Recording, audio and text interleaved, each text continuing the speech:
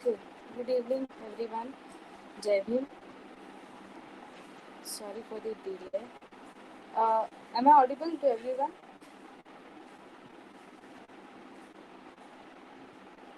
Can you all hear me? Yes, ma'am.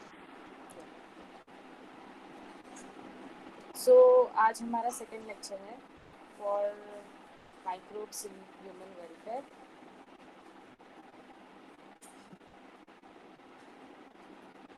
In today's class हम basically थोड़ा सा bio fertilisers, bio pesticides का part देखेंगे and then we'll also see how certain medicines are being used जो हम basically bacteria या फिर fungi के डेरिवेटिव्स से बनाते हैं and how it is helping humans.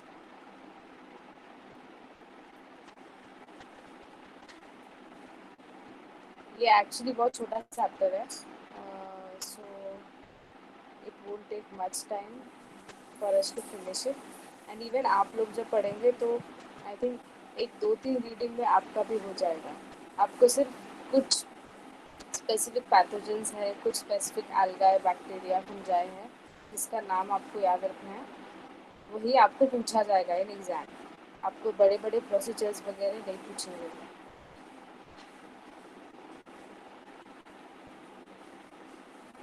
Okay.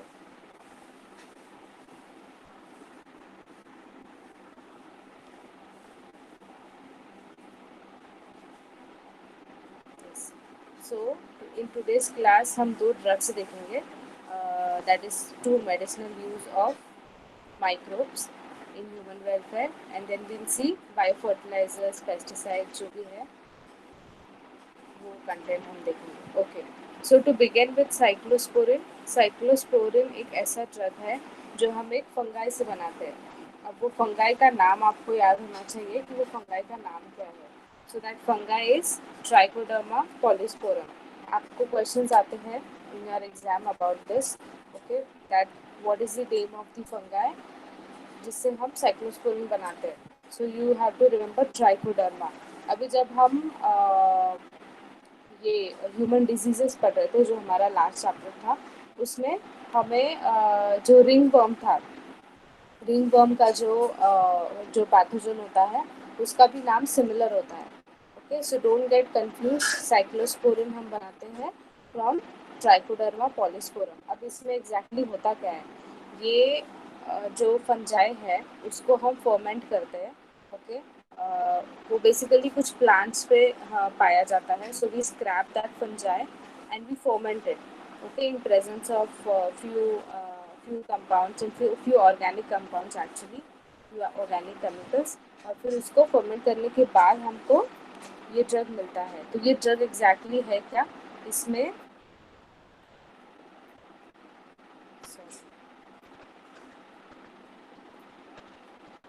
इसमें 11 cyclic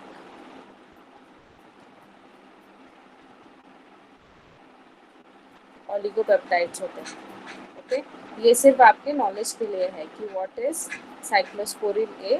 cyclosporin is a combination of 11 cyclic oligopeptides. ये उसका बेसिकली केमिकल रिप्रेजेंटेशन होता है. This is not needed for you all to remember now. आप सिर्फ इतना याद रखिए कि it is a derivative form by 11 oligopeptides और वो बनता है ट्राइकोडर्मा पॉलीस्पोरिन से. ओके, अब इसका यूज़ क्या होता है. ओके, मतलब how it is coming to our welfare या फिर उससे हमें बेनिफिट क्या हो रहा है. फर्स्ट एंड फॉरमोस्ट थिंग, ये हमें फंजाई से मिलता है. ओके, तो इसका फर्स्ट प्रॉपर्टी क्या होगा, that it is anti fungal. Okay, ये आपको ब्लाइंडली पता होना चाहिए. Okay, it is very explanatory कि अगर वो फंजाई से है तो it will be anti fungal in property. Okay, अगर बैक्टीरिया से होगा then it will be anti bacterial. Fine. If it is derived from a viral, that is virus, then it will be antiviral. Fine. Along with this, वो anti-inflammatory भी है. What is anti-inflammatory? Anti-inflammatory is जहाँ पे swelling होता है या फिर inflammation होता है, उसके लिए also we use this. Okay, तो ये inflammation को कम करता है. It reduces inflammation. fine, but it is also immunosuppressant. Sorry for the spelling. It is also immunosuppressant. What is immunosuppressant? Suppressant का मीनिंग क्या होता है? suppressant का मीनिंग होता है कि कम करना, suppress करना. ओके, अब अगर हम इम्यूनिटी की बात करते हैं, ओके, बेसिकली इम्यूनोसप्रेसेंट से वो ये कहना चाहते हैं कि it will inhibit the activity of T cells. Okay, T cells क्या है? टी सेल्स हमारे इम्यूनिटी सेल्स हैं. नाउ अगर हम देखेंगे तो T cells are basically of 4 categories. Okay, first तो हमारे हेल्पर सेल्स होते हैं, उसके बाद आते हैं हमारे memory cells, then we have the killer cells and then we have the suppressor cells. ठीक है, तो अब इसमें से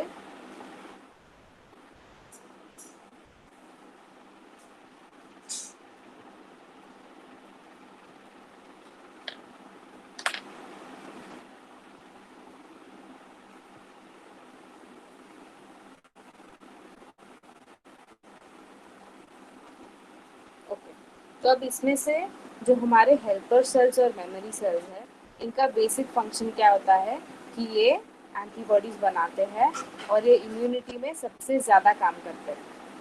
ठीक है, सबसे ज़्यादा. So what exactly happens is कि जो साइक्लोस्पोरिन है, ओके, इम्यूनोसप्रेसेंट से वो ये कहना चाहते हैं कि वो इसका जो एक्टिविटी है वो पूरा कम कर देते हैं या फिर कैंसिल कर देते हैं. वेरएज किलर सेल्स और सप्रेसर सेल्स का काम क्या है? किलर सेल्स को डायरेक्टली किल इट. ओके, जो भी वायरस वायरस बैक्टीरिया जो भी आ रहा है, killer cells will kill it. Suppressor cells क्या करेंगे? उस वायरस या बैक्टीरिया का एक्टिविटी कम करेंगे. फाइन, तो वो इम्यूनिटी में एज सच कोई रोल नहीं कर रहे हैं. इम्यूनिटी में सबसे ज़्यादा रोल किसका है? Helper cells and memory cells का. तो इम्यूनोसप्रेसेंट से वो ये कहना चाहते हैं कि हेल्पर सेल्स और मेमोरी सेल्स का जो काम है, दैट इज एंटीबॉडी बनाना अगेंस्ट इट, इम्यूनिटी क्रिएट करना, उस काम को वो सप्रेस करता है. Okay, that is meant by immunosuppressant. Fine, then also it avoids rejection of organ transplant. अब ऑर्गन ट्रांसप्लांट में बेसिकली क्या होता है? What is graft rejection? आपने अगर एक टर्म सुना होगा तो you must be aware कि what is graft rejection. graft rejection is हम कोई डोनर से एक ग्राफ्ट लेते हैं, किसी भी, चाहे वो स्किन ग्राफ्टिंग हो या फिर ऑर्गन ट्रांसप्लांट भी हो, तो अगर हम वो ग्राफ्ट लेते हैं and we put it in the receiver's body. Okay, so what happens is कभी कभी रिसीवर की जो बॉडी होती है, मतलब जो पेशेंट की जो बॉडी होती है, वो बहुत time they reject that graft और दे रिजेक्ट दैट ऑर्गन. क्यों रिजेक्ट करते हैं? Because there is antigen antibody reaction. Fine, जो डोनर का बॉडी होता है और रिसीवर का बॉडी होता है, they both are different. Okay, so they both will have different combination of cells. So the receiver's body, जिसको वो ग्राफ्ट मिल रहा है, उसके बॉडी में से रिएक्शन स्टार्ट होते हैं because they find a new cell in their body, new antigen, new antibody. So that is what is called as graft rejection. Okay, तो कई बार जब हम ट्रांसप्लांट करते हैं, बहुत सारे ट्रांसप्लांट्स होते हैं, तो उसमें we put the patient on cyclosporine ताकि उनमें ये जो रिजेक्शन रिएक्शंस होते हैं ये ना हो. Okay, so to prevent that we give the patient cyclosporin. Fine, so next is statins. Now what is statins? Statins नाम से ही आपको पता चलता है कि static. ओके, static का मतलब है रुक जाना, so it is going to stop. Fine, इतना याद रखना है. So they are basically derivatives या फिर products of a fermentation activity of yeast. एक ईस्ट होता है, ईस्ट का नाम आपको याद रखना है, ये आपका ईस्ट है. ओके, जिससे स्टैटिन्स बनते हैं. Fine, again important question for your exam, monascus purpureus. Okay, so इससे ईस्ट बनता है. अब आप ये जो देख रहे हैं, beta hydroxyl, beta methyl glutar, ये सब जो है, these all are the compounds या फिर केमिकल्स होते हैं बॉडी में जो आपका कोलेस्ट्रॉल बढ़ा सकते हैं. Okay, they will increase the levels of cholesterol in your body, या फिर इनकी जो एक्टिविटी होती है, इनका जो सिंथेसिस होता है, उससे कोलेस्ट्रॉल के लेवल्स हमेशा हाई रहते हैं.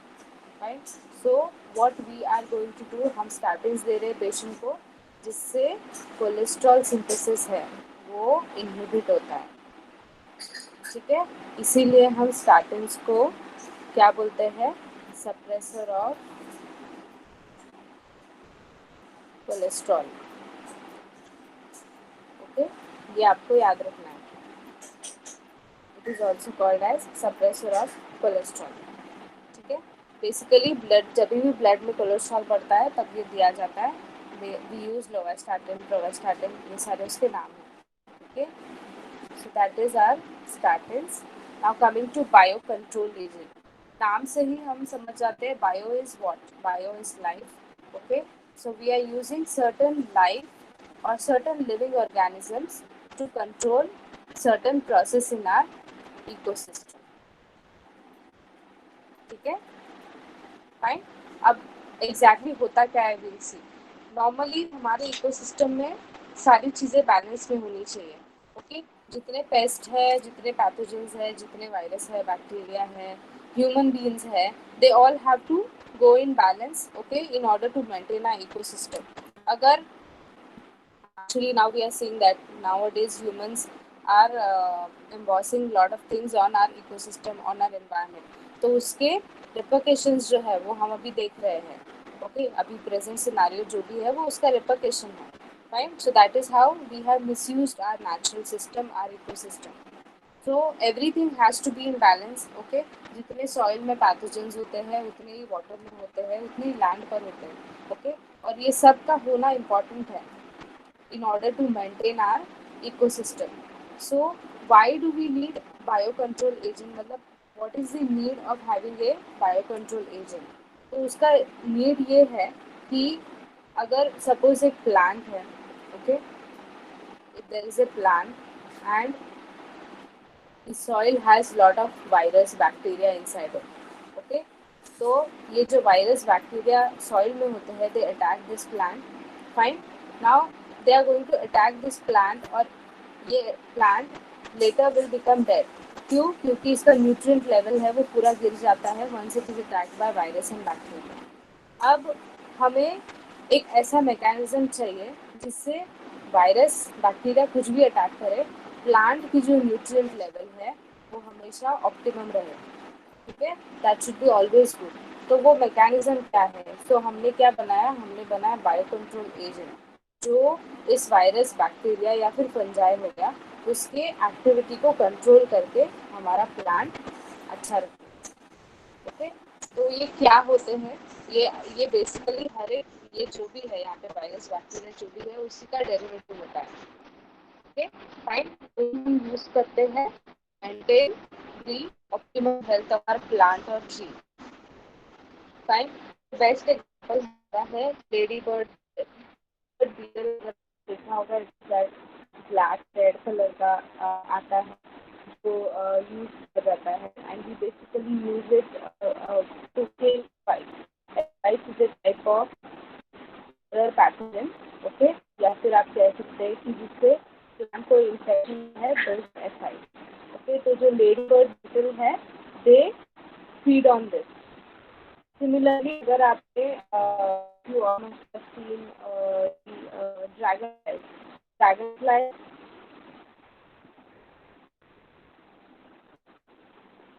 Dragonflies basically feed on what? Feed on mosquitoes. Okay. So similarly, the ladybird beetle, they also feed on aphids. Okay. Now there is a freely abundantly available fungus in our ecosystem, और वो इस fungi का नाम है trichoderma. तो naturally ये present होता है हमारे इकोसिस्टम में, and that's how it basically helps us. Okay, fine. अब another very beautiful virus I can say, या फिर उनका ब्यूटीफुल फंक्शन ये होता है, दैट इज बैक्यूलर वायरस। अब इनका फंक्शन ये होता है कि ये जहाँ भी हम इंड्यूस करते हैं, ठीक है, अब सपोज ये हमारा प्लांट था which is been attacked by some fungus or infectious pathogen. So what bacillus virus is going to do here? Bacillus virus सिर्फ इसी वायरस या फिर बैक्टीरिया को ख़त्म करेगा। ओके, वेर एज कोई कोई बायोकंट्रोल एजेंट्स ऐसे होते हैं कि जो हमारे सॉइल में गुड बैक्टीरिया होता है या फिर गुड फंजाई होता है which is important for the nitrogen fixation process of the plants and trees, उसको भी ख़त्म करता है. So what few biocontrol agents do, they diminish the activities of every virus and bacteria which is present here. लेकिन हमें क्या चाहिए, हमारा टारगेट सिर्फ यही है, तो ये इसे हम बेसिकली टारगेटेड वायरस कहते हैं, ओके, या फिर टारगेटेड इन्फेक्शन कहते हैं. So baculovirus has that speciality to kill or to finish only the targeted virus. Okay, so that is the benefit of baculovirus. Also, it basically इसका exact mechanism क्या होता है कि suppose अगर ये virus है, this is the insect, okay, insect और worm which has infected the tree or plant. So this virus, when it enters inside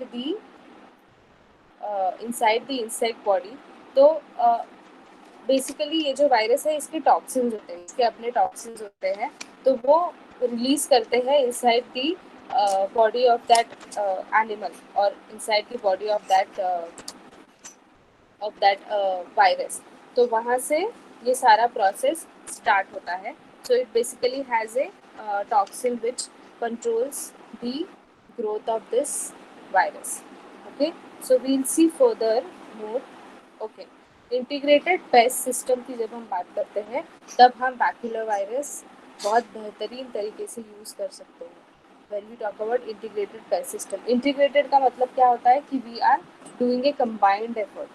पहले we use to use only a certain type of pesticides to control the plant infections या फिर trees infection. लेकिन in the past few years what we have seen is कि कोई infections ऐसे होते हैं जिन्हें हम कंट्रोल नहीं कर पाते. So we have to select few other virus bacteria derivative जिससे हम प्लांट या फिर ट्री का इन्फेक्शन कंट्रोल कर सकते हैं. ओके, तो जैसे मैंने बताया था कि हमारा नेचुरली अवेलेबल फंजाई कौन सा है, ट्राइकोडर्मा. तो ट्राइकोडर्मा क्या करेगा कि हमारे it is basically found in the root system, ये आपको याद रखना है. Okay, it is basically found in the root system of the plant or tree. So it is going to control many of the infections. Okay, या फिर आप pathogens भी याद रख सकते हैं. तो ये एक हमारा प्लस पॉइंट है कि हमारे पास ट्राइकोडर्मा है जो बहुत सारे काम करता है. जैसे हमने ब्रॉड स्पेक्ट्रम एंटीबायोटिक्स पढ़े थे जो हर एक बैक्टीरियल इन्फेक्शन के लिए यूज़ किया जा सकता है. Like that, we have fungus trichoderma, which can be used for many of the pathogens which infect plants and trees. Okay. Then we have Agrobacterium tumefaciens, which is a non-pathogenic Agrobacterium radiobacter. It is a non-pathogenic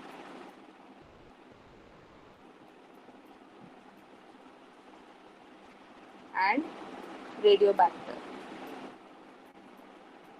ये इसका नाम है. You just need to remember the name. आपको ज़्यादा details भी जाने की ज़रूरत नहीं है इसमें. Okay, this thing. So it is a non pathogenic agrobacteria. Okay, और ये क्या कॉज करता है, ये कॉज करता है क्राउन गॉल डिजीज़. आप ये जो पिक्चर देख रहे हैं, this is the crown gall disease of plant. Okay, ये बहुत बड़े बड़े भी होते हैं. This is still very smaller. Okay, so this is called as crown gall disease, which is caused by Agrobacterium tumefaciens. You have to remember this. This is your important MCQ. Okay, तो अब इस पर हमने solution क्या निकाला है, इस पे सोल्यूशन है हमारा baculovirus. Okay, so baculovirus is going to finish or it is going to diminish this disease which is caused. Okay.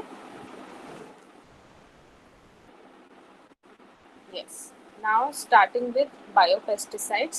Biopesticides नाम से ही हमें पता चलता है pesticides are basically used to control the growth of weeds and insects and other pathogens.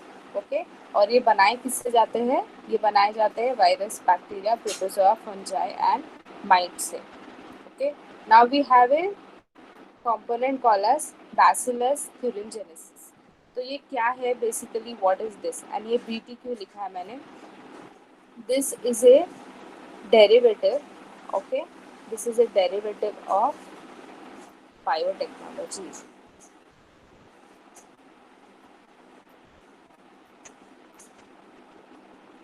Okay, this is a derivative of biotechnology, मतलब हमने ये जो बैसिलाई है ये यूज़ करके हमने प्लांट को ग्रो किया, और वो जो प्लांट था उसमें हमने इन्फेक्शन का जो रेट है वो कम किया, okay. Now what exactly we did, we see that, suppose ये हमारा नॉर्मल प्लांट है, okay, this is are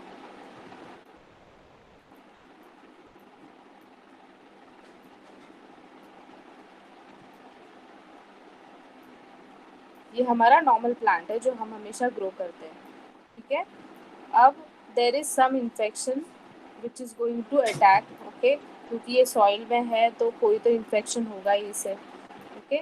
so infection होने के बाद व्हाट इज हैपनिंग, ये सारे leaves they become dead and they die and this entire plant also collapses, dry होके collapse होता है, ओके। तो ये बहुत सालों तक चल रहा था। सो व्हाट साइंटिस्ट डिड, उन्होंने एक रिसर्च किया, and in that research they came up with bacillus thuringiensis, okay. अब ये कैसे करते हैं, हमने जेनेटिक, इसे जेनेटिक इंजीनियरिंग कहा जाता है, जहाँ पर हमने प्लांट का डीएनए लिया, okay, we took DNA of plant, okay, and we took this DNA of this bacillus, तो वो दोनों हमने कंबाइन कर कर, I write it BT, B is B is bacillus and T is this thuringiensis, इसलिए उसे BT कहा जाता है, ओके। तो हमने ये दोनों कंबाइन करके हमने एक न्यू प्लांट बनाया, ठीक है, सेम प्लांट है बट वो जेनेटिकली मॉडिफाइड है, ठीक है, जेनेटिकली इंजीनियर्ड है, ओके। तो अब जब इसे इन्फेक्शन होगा तब ये this plant is not going to die, in fact this plant is going to kill that virus and bacteria which is going to attack it, okay. तो अब ये एग्जैक्टली हो क्या रहा है, ये जो बैसिलस thuringiensis है, ये I just explain you the process. अब ये मैं यहाँ पे ऊपर शिफ्ट कर रही हूँ, ये हमारा नॉर्मल प्लांट था, ठीक है, ये नॉर्मल प्लांट जब इसको वायरस या बैक्टीरिया अटैक कर रहा है तो it is to die. So what we did हमने जेनेटिक इंजीनियरिंग करी, ठीक है, जेनेटिक इंजीनियरिंग करने के बाद हमें मिला बीटी प्लांट, ओके। सो बीटी प्लांट क्या करने वाला है, जब यहाँ पर पैथोजन अटैक करने वाला है, okay, this is a pathogen, जब वो अटैक करेगा तो it is going to kill the pathogen, okay. अब ये हो कैसे रहा है, इसमें एक टॉक्सिन होता है, ठीक है, वो टॉक्सिन जब भी इस वायरस या बैक्टीरिया के बॉडी के अंदर जाता है तो वो उनके गट में जाता है। What is gut, gut is the digestive system, okay, suppose this is the inside layer of the gut, ठीक है। तो ये टॉक्सिन उनके गट में जाके एक्टिवेट होता है, क्या होता है, एक्टिवेट, ओके। एक्टिवेट होने के बाद वो कुछ प्रोटीन्स रिलीज करता है, ये प्रोटीन्स स्टिक हो जाते हैं उस पैथोजन के गट के इनसाइड स्किन पर, ठीक है। स्टिक होने के बाद ये यहाँ पे क्या शुरू करते हैं, they start decomposing this area, okay, decomposing. तो डिकम्पोज करने के बाद क्या होता है, टिश्यू पूरा डैमेज होता है, ठीक है। टिश्यू डैमेज होने के बाद यहाँ पर बन जाते हैं holes, okay, and that's how the organism starts dying, the pathogen starts dying। तो ये जो Bacillus thuringiensis है ये इस leaves पर present रहता है, ऑलरेडी present रहता है, okay, it forms a chemical compound and it is present in the leaves of the plant। इसका बेस्ट एग्जाम्पल अगर मैं देना चाहूँ इन इंडिया तो it was BT cotton. if you all must have heard this name, you all must have heard this name actually। BT cotton ने actually cotton cultivation में बहुत बड़ा रेवोल्यूशनरी चेंज किया था, because earlier our cotton production was very less, क्यों, क्योंकि we were having lot of issues with the infectious rate of the cotton plant. So what we did, हमने उसको genetically modify करके हमने बीटी कॉटन लाया। सो दैट्स हाउ हमारा cotton का जो प्रोडक्शन है that increased very nicely to another level, okay, so that is how biopesticides, हमने उसका एक डेरिवेटिव लेकर हमने बीटी या फिर बायोटेक्नोलॉजिकल एडवांटेज से हमने एक बीटी फॉर्म बनाया उसका, दैट इज बैसिलस thuringiensis। अब बायोपेस्टिसाइड्स जो होते हैं they are basically in two form, okay. एक तो बायो हर्बिसाइड्स होते हैं and the another one is insecticides. तो bio insecticides it is well explanatory कि वो इंसेक्ट्स को किल करते हैं, okay. So they basically kill the insects. जब हम बायो हर्बिसाइड्स की बात करते हैं तो bio herbicides are basically, I'll just clear out some area. Please ask doubts if you don't understand anywhere.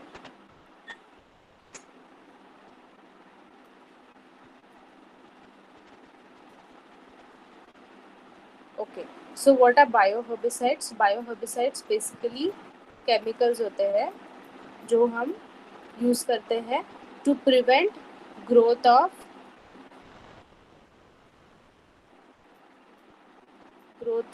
unwanted plants, okay। We use it to prevent growth of certain unwanted plants in certain unwanted places, okay। तो अब इसका best example अगर मैं, ये basically जैसे हमने DNA में पढ़ा था रिकॉम्बिनेंट डीएनए, ओके। तो ये एक रिकॉम्बिनेंट टेक्नोलॉजी है। बीटी बीटी जो है that is bacillus thuringiensis is a recombinant technology जो यूज करके हमने ट्रांसजेनिक कंपाउंड्स बनाए। We actually made transgenic tomato, T tomato और ट्रांसजेनिक टोमेटो भी मेड हमने। फिर टोबैको का जो मैन्युफैक्चरिंग है वो भी हमने बीटी यूज़ करके we increase the production of tobacco.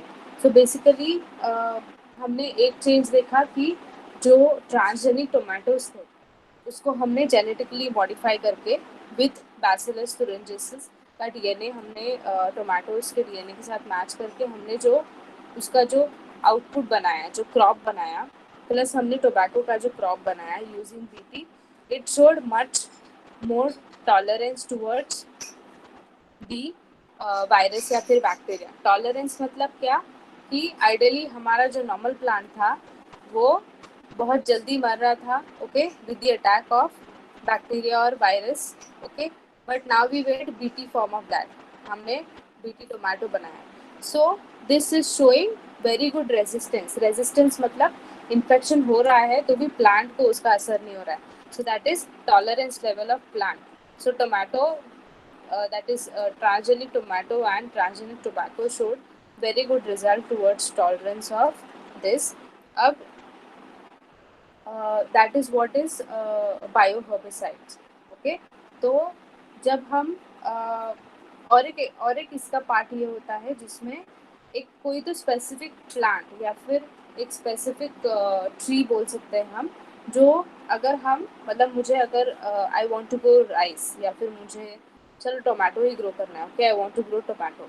Tomato के साथ if I want to give a very good yield या फिर I want a very good production of my tomatoes, then what I'll do, I'll plant some other fern, okay, या फिर some other plant which has the properties of bioherbicides, okay। तो वो अगर मैं tomatoes के साथ लगाऊंगी then my tomatoes will not get infected, okay, they'll not get infected with pesticides or any other worm infection, ऐसा कुछ नहीं होगा tomatoes। तो उन प्लांट्स को हम क्या कहते हैं, those plants are called as smoother crops, okay, those plants are called as smoother crops। Another important question for you all, okay, those plants are called as smoother crops। अब इनका basic function यही होता है कि दे do not allow unwanted growth, वो तो है। तो बेसिकली अनवांटेड ग्रोथ क्या होती है? अनवांटेड ग्रोथ होती है वीड्स की, okay, weeds can grow anywhere, so this smaller crop is going to inhibit the growth of weeds, okay, it is not going to allow weeds to grow। आपके जितने भी cultivation है या फिर आपके जितने भी क्रॉप्स हैं उसमें वीड्स को ये ग्रो नहीं करने देगा। तो इसका एग्जाम्पल यही होता है कि हम बादले वगैरह जो लगाते हैं, बादले या फिर रे हो गया, then we also use sweet clove, sweet clove के जो प्लांट्स होते हैं, even they act like smother crops. Okay, sweet clove. Then sorghum जो होता है, if you all must be knowing sorghum, even उसके प्लांट्स भी they act like smooth croppers. Okay, तो that is the role of biopesticides or bioherbicides when we talk about the cultivation of plants. Okay, now coming to the so in this you have to remember what is bt cotton and how we changed the cotton revolution in our country. So aapko, you will get questions on bt cotton. Okay, then you will get questions regarding this bacillus thuringiensis, what is the mechanism of that. For your theory you will get, and for your mcqs or for your need, you have to remember this name. Okay, fine. They can ask you questions like which organism or which substrate was used for bt cotton. So your answer will be bacillus thuringiensis. Okay, fine. Now coming to the last part for today, that is biofertilizers.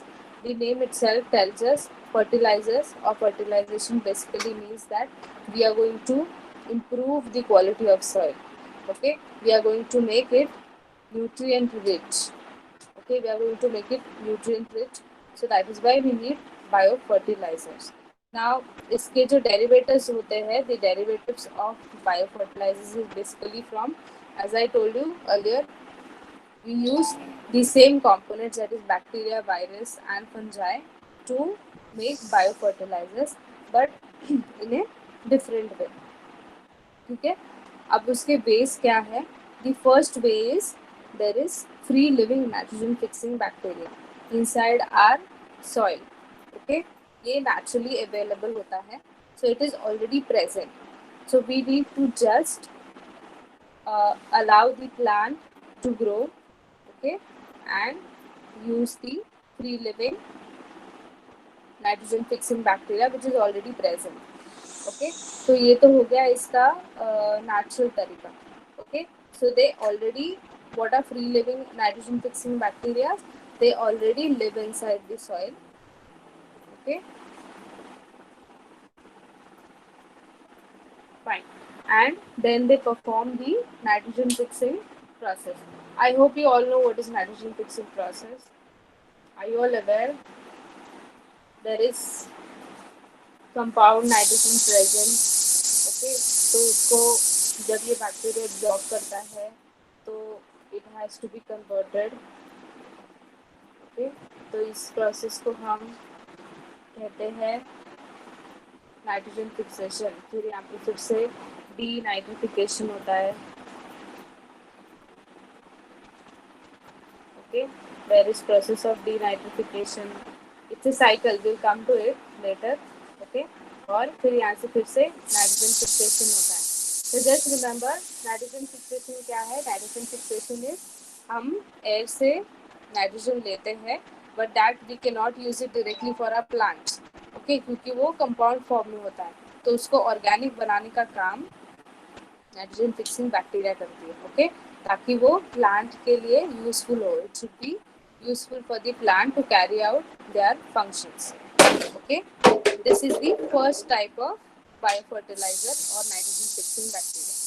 Now the second type is loose association of nitrogen fixing bacteria. अब ये जो bacteria है, it is basically present in higher level plants. Okay, higher level plants. What are higher level plants? Higher level plants are angiosperms. Okay, angiosperms and gymnosperms.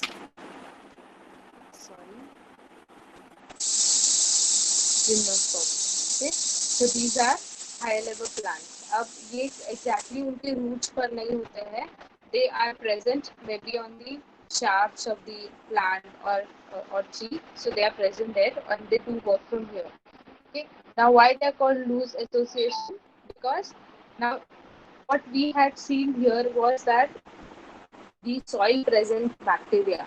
जो nitrogen fixing bacteria soil में होती है, have close या फिर tight association with tree या फिर plant. क्यों? क्योंकि उनको वो प्रोसेस करना ही है, it is a compulsion for present in soil. Okay, क्योंकि उनका काम है। बट जो loose association nitrogen fixing bacterias होते हैं, they do not have that compulsion कि उनको करना ही है। ओनली जब यूज होगा या फिर जब बहुत ज्यादा जरूरत होगी, only then will come into picture. Okay, so the example of this is angiospermia.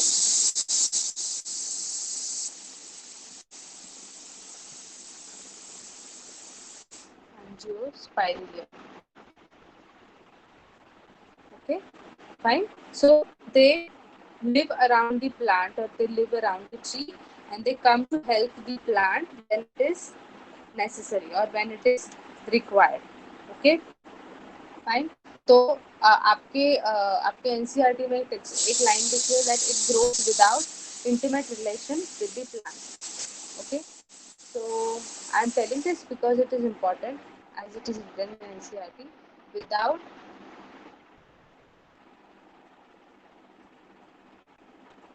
intimate relation. Okay, remember it for loose association nitrogen fixing bacteria. Next and very important, very important topic is symbiotic nitrogen fixing bacteria. What is symbiotic nitrogen fixing bacteria? Symbiotic means symbiotic is association में एक साथ काम करना. Okay, तो वो क्या होता है exactly? Now there are certain structures present in our ecosystem जो ये symbiotic relation carry करते हैं. Okay, now what is that relation? ये जो suppose ये हमारा structure है. Okay, ये structure को हम कहते हैं राइबोसोम. ओके, तो इसका फंक्शन ये होता है कि it is going to take nitrogen. Okay,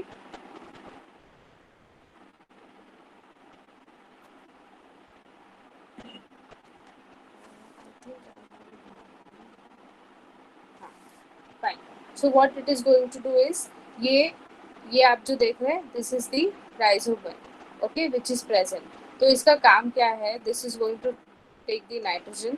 okay, it is going to take nitrogen and it is going to send it to the plant. Okay, अब इसका why we call it why we call it as a symbiotic relation? Because this rhizobium cannot produce its own food, cannot produce. Okay, so it has to depend on the plant, but plant also cannot produce food if there is no nitrogen. Okay, so what rhizobium does is rhizobium gets food for it, fine, and the plant cooks food for itself as well as for the rhizobium. So it's like the grocery या फिर जो भी grocery है वो rhizobium ला रहा है and the plant is cooking food. So that is the symbiotic association of a rhizobium and plant. Here you can see these are the rhizobiums which are present. Okay, present in the plant. अब इसका best example क्या होता है, मतलब what is the good example of this? We use this in rice cultivation. Okay, rice cultivation में हमने ये use किया and we got very nice results of it. Okay, so this is the symbiotic association where rhizobium plays an important role. So you just have to remember that what is rhizobium? Rhizobium is going to get food for plant. So what it is getting? It is getting nitrogen and it cannot produce its own food. Whereas इससे पहले जो हम देख रहे थे, जो virus bacteria जो भी थे, they have the capacity कि वो खुद का फूड प्रोडक्शन कर सकते हैं. They can create energy for themselves. Whereas rhizobium cannot do it. So it has to depend on plant. So that is how वो close association में एक साथ काम करते हैं. Okay, so that is symbiotic association. Yeah. Another example is Azolla and Anabaena symbiotic relations. इसमें क्या होता है? ये Azolla leaf है. Okay, इस पर actually I don't know whether आप लोग अप्रिशिएट कर पा रहे हैं या नहीं, ये जो पॉकेट्स देख रहे हैं आप, these white pockets are of anabaena. Okay, these white pockets are of the anabenna. Anabenna is type of a algae. Okay, it is type of a algae. So what exactly happens here is ये magnified image है इसका. Fine. So ये जो algae आप देख रहे हैं on this, it is going to provide nutrients. It is going to provide nutrients to this leaf or to this plant, that is azolla leaf, and along with that nutrient, azolla will give back food to this algae ताकि वो और grow हो सके. Okay, तो अब इसमें symbiosis कहाँ से आया? It is this anabaena is sending nitrogen to the leaf cavity. Okay, यहाँ पर सारा प्रोसेस हो रहा है. Okay, so the leaf is preparing food for itself as well as for this algae, ताकि ये और ग्रो हो सके, इसकी ग्रोथ हो सके. So that is the symbiotic association of azolla and anabenna. Again, we can use this for rice. We can use this for other millets production. Okay, मतलब कैसे यूज कर सकते हैं? We have to make recombinant forms of this. हमें उसे genetic engineering करके we have to modify this. So that is what is the symbiotic association.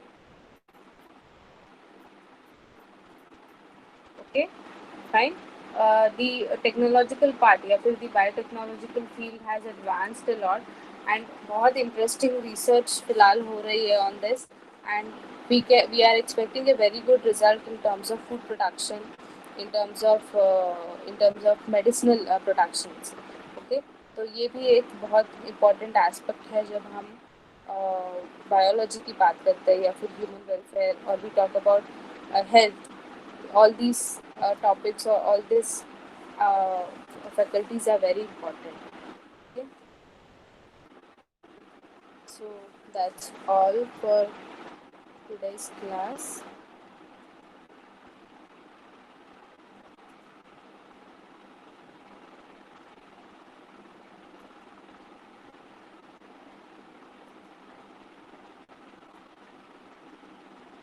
Yes, any doubts?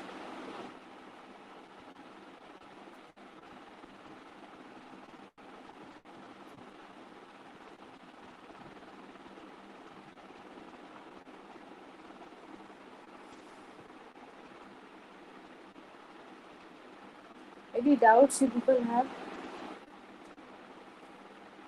You people understood the symbiotic association, that's very important for your theory as well as आपको major questions आते हैं regarding it in your competitive exam, that is NEET. पहले PMT में काफ़ी questions पूछे जाते थे उस पर.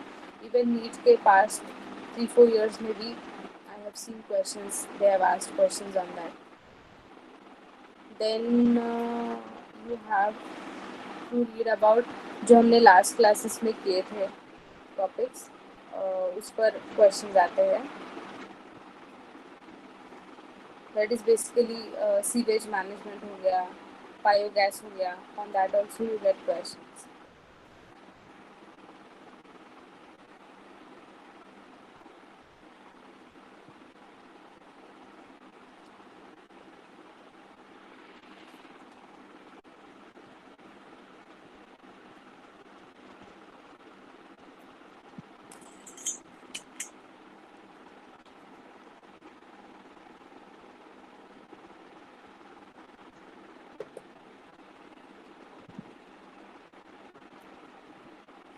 No doubts?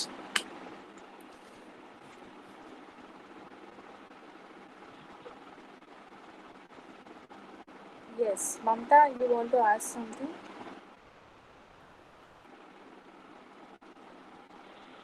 Control agent and officer sentence. Sorry? Biocontrol agent and officer sentence. Okay.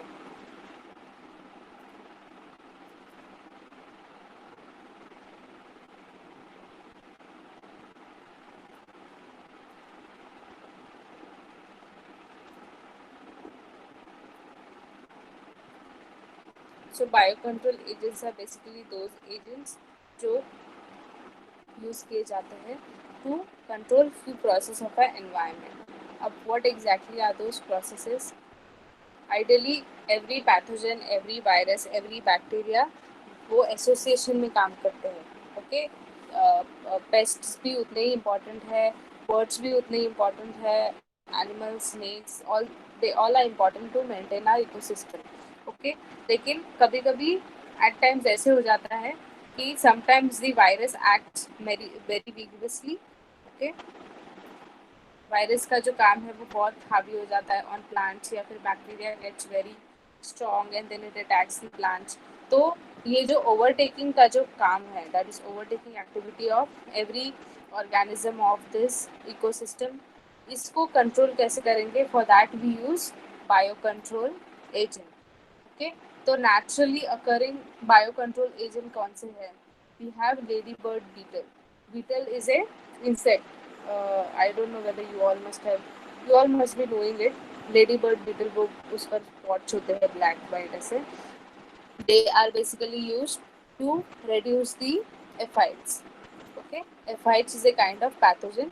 तो जो लेडी बर्ड बीटल है वो इसे किल करते हैं या फिर कंज्यूम करते हैं, और प्रोडक्टिविटी है वो कम होती है. Okay, so lady bird beetle is acting like a bio control agent ताकि aphids should not attack plants. Fine. Okay, then another free living fungus कौन सा है हमारा? You have to remember this throughout, that is trichoderma, which is जो naturally present है हमारे soil में. Okay, so that also acts like a biocontrol agent for the plants ताकि plants should not get infected. Okay, so that is trichoderma. Another very beautiful agent is our baculovirus. What baculovirus is doing? Baculovirus is attacking only our target virus. Okay, ideally there are some good virus, some good bacteria present in our soil जो हमारे plant growth के लिए important है. Okay, if we kill that, then हमारा जो nitrogen fixation वाला process है वो पूरा खत्म हो जाता है. So the plant cannot grow properly.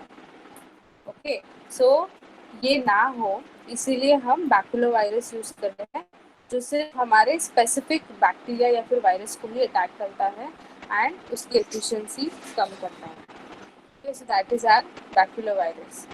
Because we need some bacteria, some virus to fix our nitrogen for our plant. Because nitrogen is what? Nitrogen is a food for our plant. So we cannot kill all the bacteria and all the virus.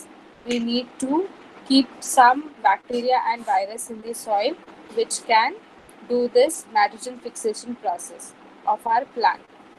Okay, so that is biocontrol agent. Any more questions? Should I be more clear on this?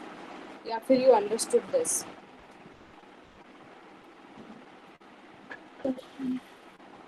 Okay, fine. Any more doubts? No, no.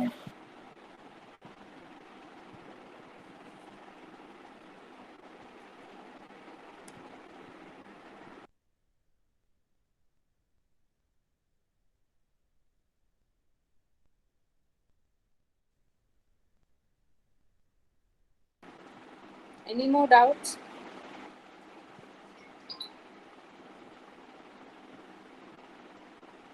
Hello? Huh? No doubts? No, no. Okay, fine. I will. Okay, we'll have a small assignment on this in maybe 1 or 2 days. So that आपके concepts all clear होंगे when you go through or when you read it. हाँ बोल.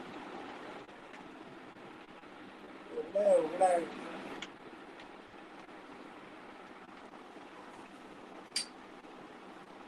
Yes. Any more doubts? Anybody wants to ask any doubt?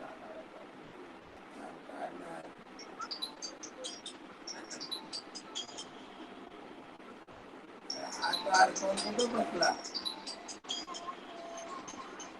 Enter.